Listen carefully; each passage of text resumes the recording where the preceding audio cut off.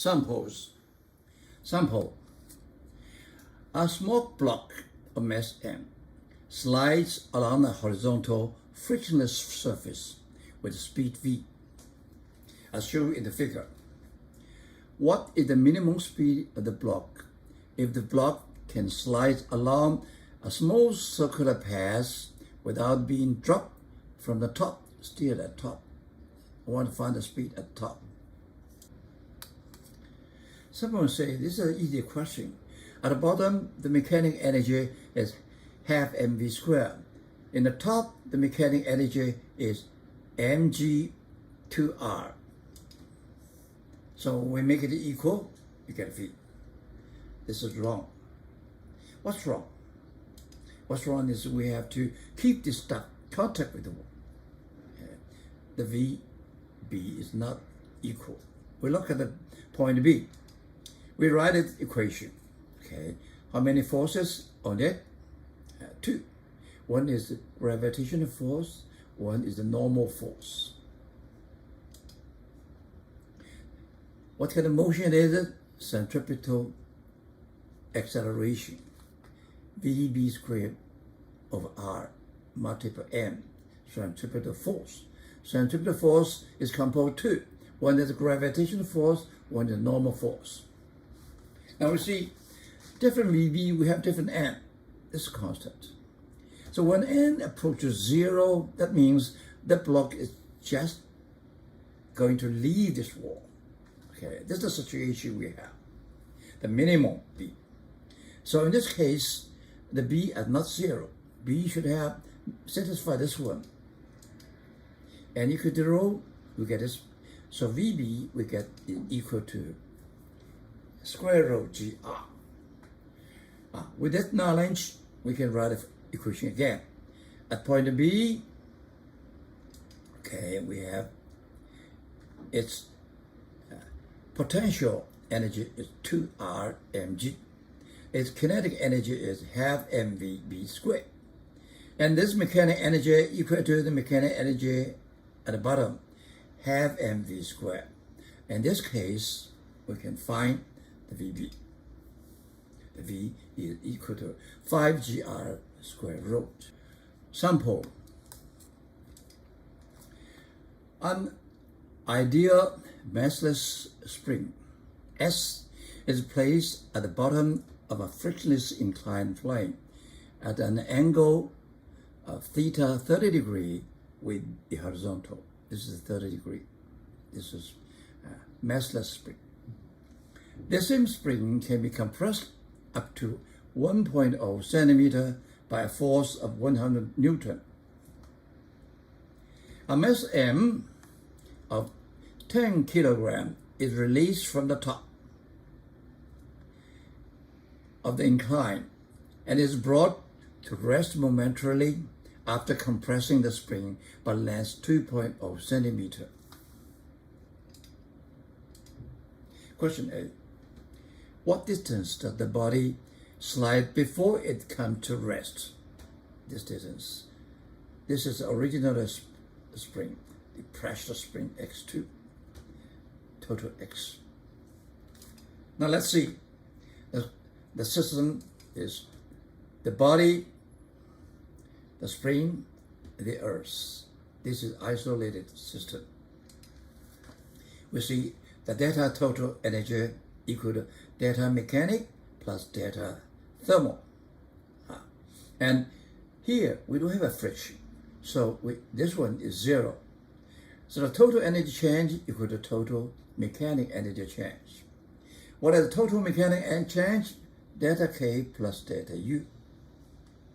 And in our case, the block started from at rest, finally stopped temporarily. So delta K equal to zero. 0 to 0. So finally, we get a delta U. And then we see that this is closed system, isolated system. So we don't have any extra work on it. So the delta E total equal to 0. That means delta U equal to 0. We write it down.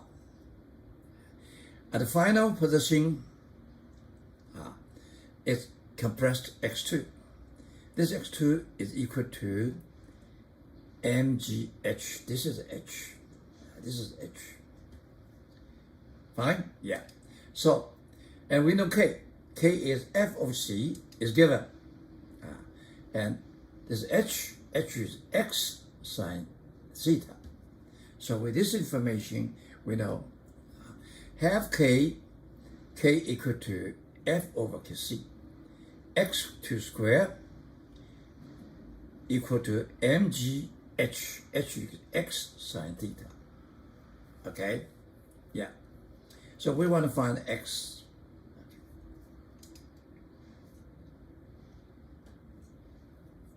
The x equal to this one. We put everything in, you get enough.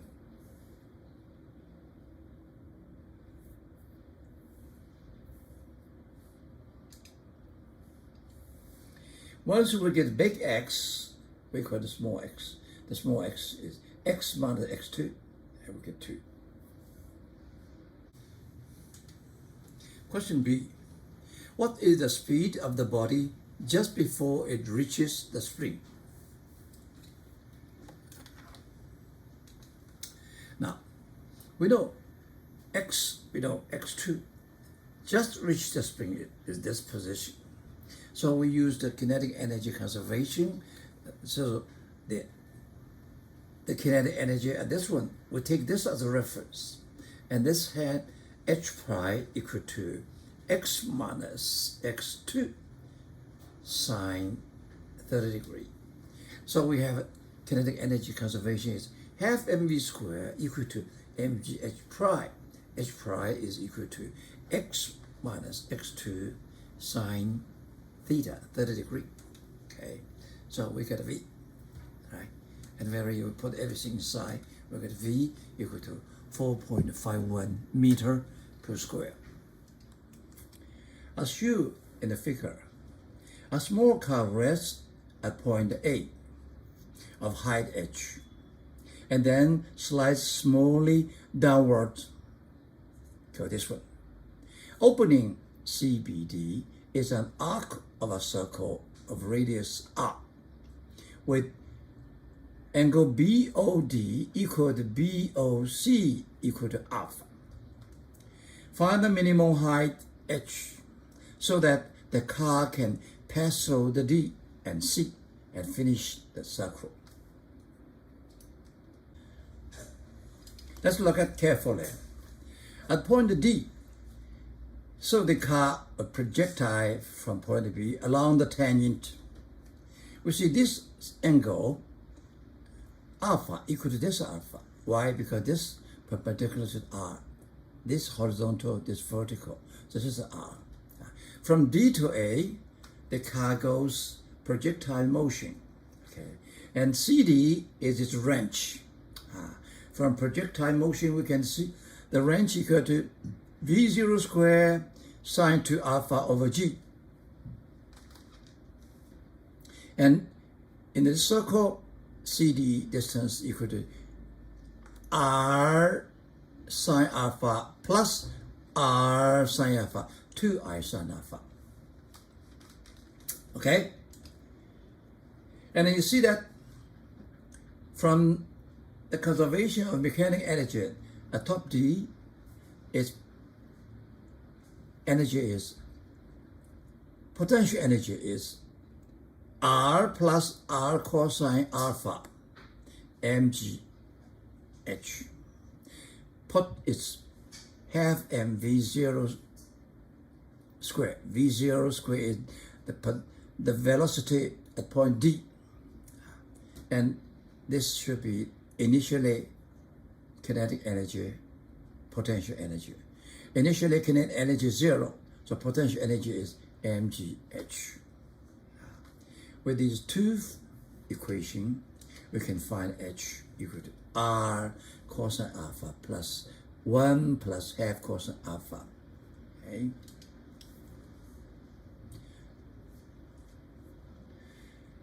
If we find the minimum, so we see it as dht alpha equal to 0. and we find alpha equal to 45 degrees. That's the answer. In this case, we put alpha at 45 degrees, you got h equal to 1 plus square root big R. Sample. A semicircle wall of radius r is fixed on a small horizontal table. Remember, this is on horizontal, no vertical. A block of mass m is moving with velocity v0 along the tangent of the semicircle as shown in the figure. The coefficient of kinetic friction between the wall and the block is mu.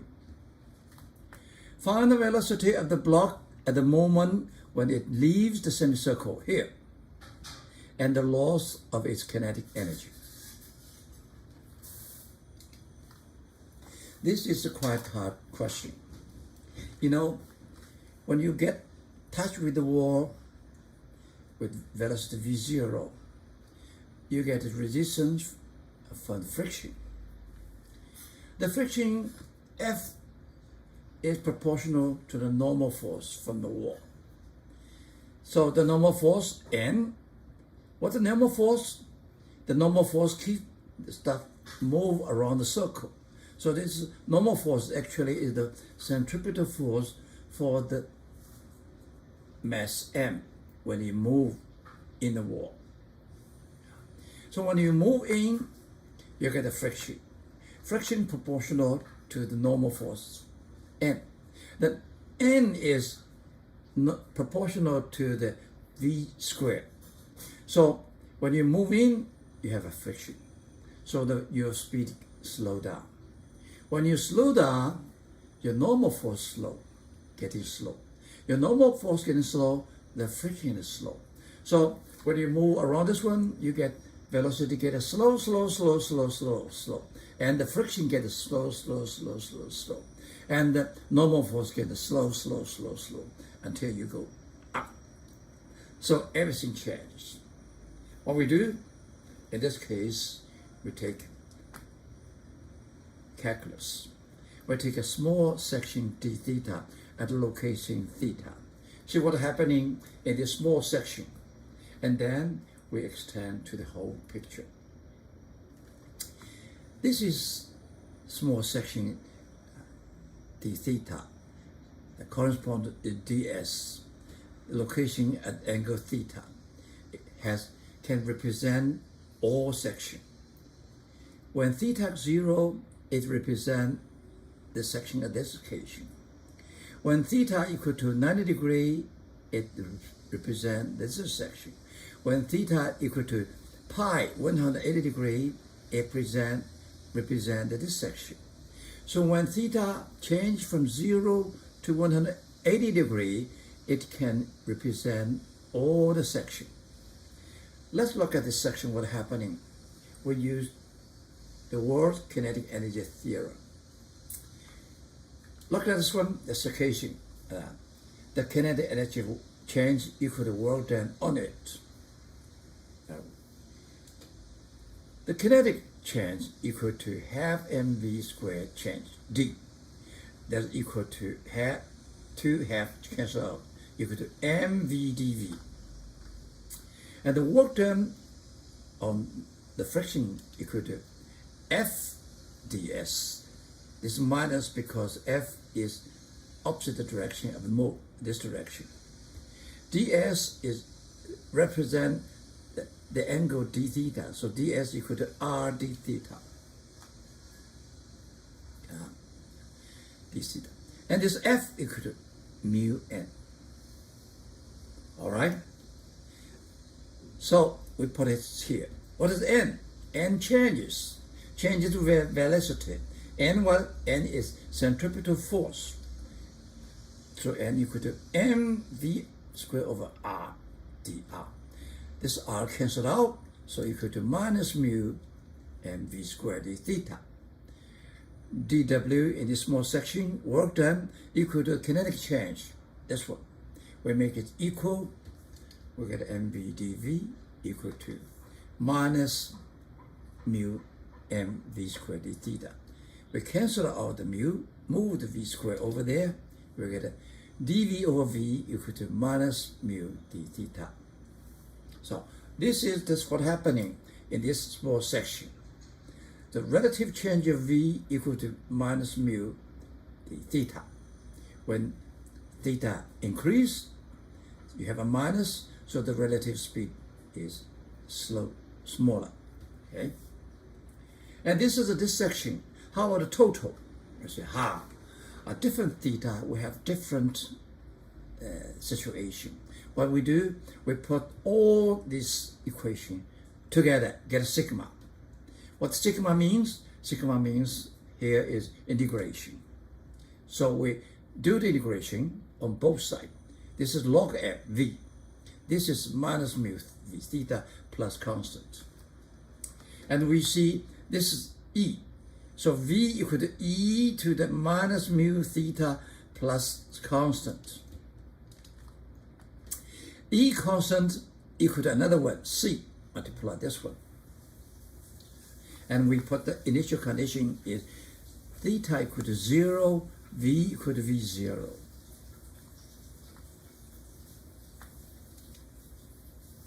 So we put this one, this is 0, this is a 1. This is v0, so we get c equal to v0. Then finally we get v equal to v0 e to the minus mu theta. Okay, at the end of this circle, theta is to pi, 180. So the v equal to v0 e minus pi. We get the v, we know the energy loss. That's half mv 0 squared minus half mv squared. We get the answer.